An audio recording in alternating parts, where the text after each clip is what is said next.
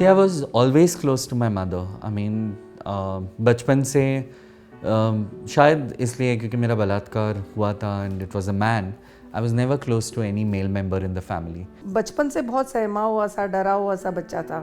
ज़्यादातर वो हम औरतों के साथ रहना पसंद करता था। 7 साल की उम्र में मेरा बलात्कार हुआ था और 18 साल तक मेरा बलात्कार होते रहा। I told my mother that मुझे यहाँ वहाँ छूता है और मुझे पसंद नहीं है। My mother said कि उसके साथ मत जाया करो।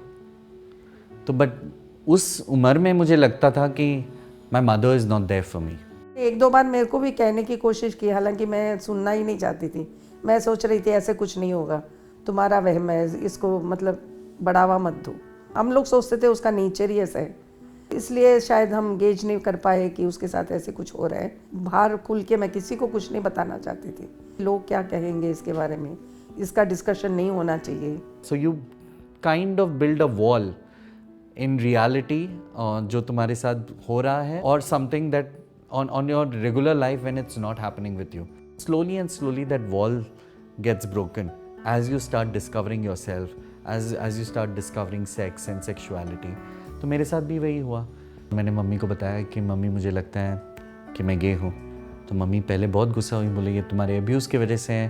मम्मी ने बोले हाँ तुम दरवाज़ा बंद करके तुम उसमें चैट करते हो, उसकी वजह से होता है ये, इसलिए तुमने ये सब कुछ सीखा है। सो सारा जो किरण खेर का मोमेंट था, दोस्ताना का मोमेंट मम्मी ने दिखाया।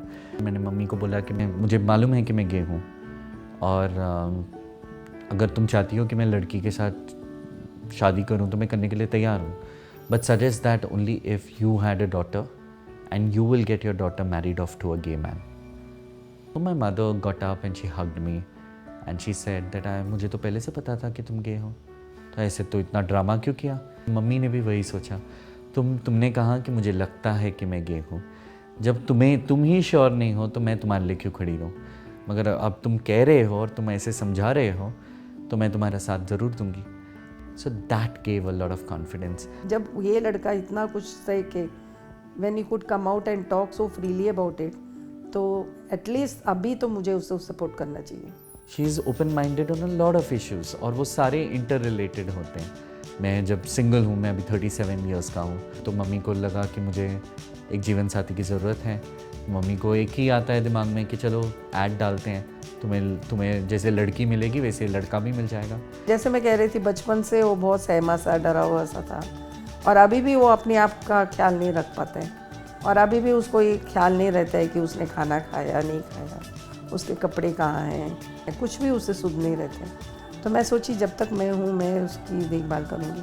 After me what, who will take care of him. I thought you find out somebody for yourself. वो मैं सोची क्यों ना किसी को उसको फिक्स करे उसके साथ। अगले दिन ही इतने सारे फ़ोन कॉल्स आने लगे, ईमेल्स आने लगे। बाद में पूरी gay community like you know they were with me, they started emailing me and telling me aunty हम लोग सब है आपके साथ। She has been close to me, she has understood me very well.